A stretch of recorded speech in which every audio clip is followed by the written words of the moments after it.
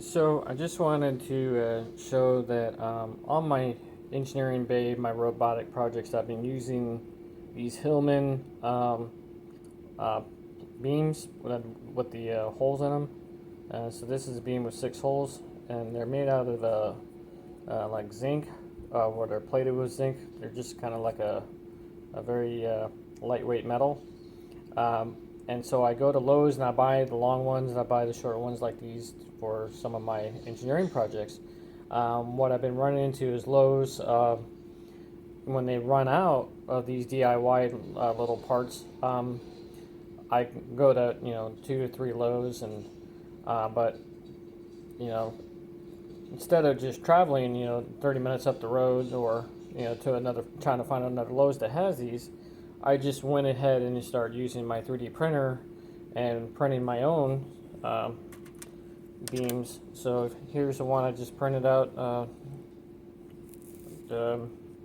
I'd say maybe yesterday.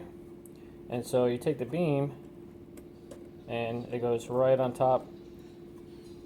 And so that's why I just 3D printed and just start making my own beams for stuff that doesn't require a lot of strength or integrity, more for aesthetics, more for just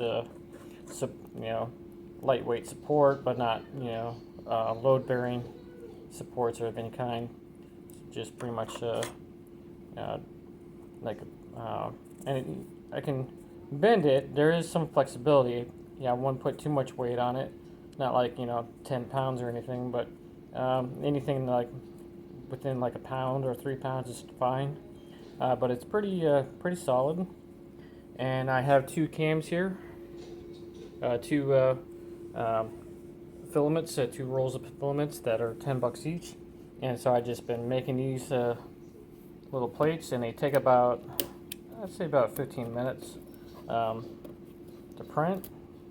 And I'm just using my little Intina wireless 3D printer. And so I'm going to go ahead and go make another one. And that's pretty much it.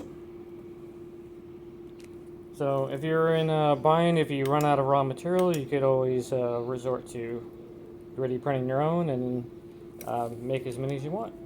Alright, that's it for this video.